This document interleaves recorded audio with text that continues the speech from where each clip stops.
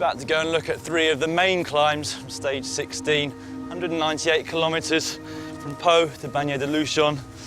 Starting with the Col d'Aubisque, going to head on to the Col de Tourmalet and finally the Col de Périssord and that all-important descent into the finish. That intermediate sprint coming at around 26 kilometres into the stage. There's every chance that the bunch could be together at the start of this first climb of the day, the Col d'Aubisque.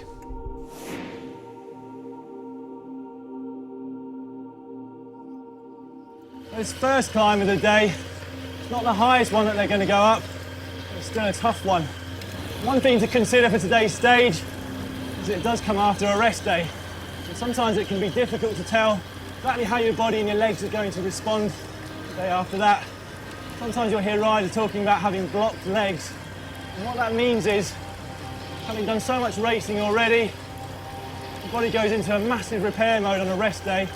And it's for that reason a lot of the riders will have been out for up to 3 hours, maybe with some efforts, especially the day after being in the mountains. There are a few notable examples of riders cracking. One is Claudio Chiapuzzi in 1990, when the day after a rest day, he effectively lost the race to Greg LeMond. Well, at this point in the race, only 5 stages separating the riders in that final finish line in Paris. 3 of those are going to have a bearing on the GC. This stage, in stage 17, both in the high mountains of the Pyrenees, and that all-important last long time trial on stage 19. It's the last chance for the pure climbers to get a buffer over the likes of Wiggins and Cadel Evans. And actually this stage, similar to the scene of the second Etape du Tour this year, gives the amateur riders a chance to ride over the same road as the pros do.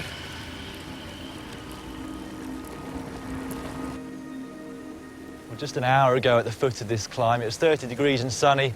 Here at the top now, the clouds have all started rolling in. It's only about 5 degrees, and that doesn't really affect the riders when they're climbing up because they're producing a lot of heat. But as soon as you start going down the other side, at 70 kilometres an hour, you soon start to get cold. So you'll see a few of the guys taking extra clothing from their soigneurs.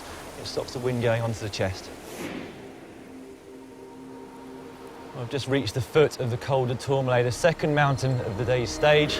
This one goes up to 2,115 metres above sea level, which is the highest point in this year's race. 19 kilometres long, 7.4% average gradient.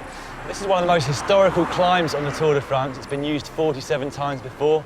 In fact, Astana's Yanni Brachkovic said that when the Tour visited this climb back in 2010, it was one of the hardest stages he's ever ridden. You can see some major changes, not just on the GC, but also competition for the polka dot jersey of best climber. With 2 all category, 2 first category climbs, only stage 11 has more points on offer. Back in 2010 when I raced the Tour de France, I actually tackled this climb from both directions on 2 separate stages. The second time, I came up at this direction, the last mountain of the race. By that point I was in the Gruppetto. Could be a time for some of the pure climbers to make a do-or-die effort, a little bit like Andy Schleck did last year, the stage which finished up the Galibier. Let's go on one of the earlier mountains, try and get a big time gap earlier on, and put the yellow jersey into some trouble.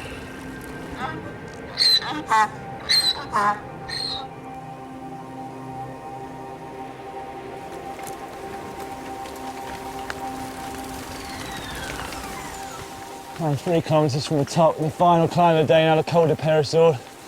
As you can see, the weather conditions have taken a real turn for the worse. If the pros face anything like this, it could turn into a really epic day.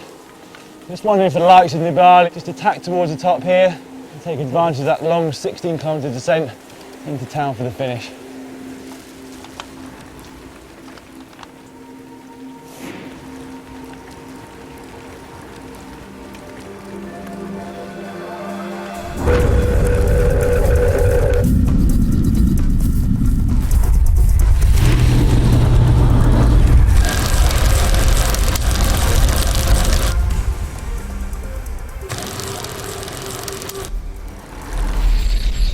Finally reached the finish line here in Bagné de Luchon.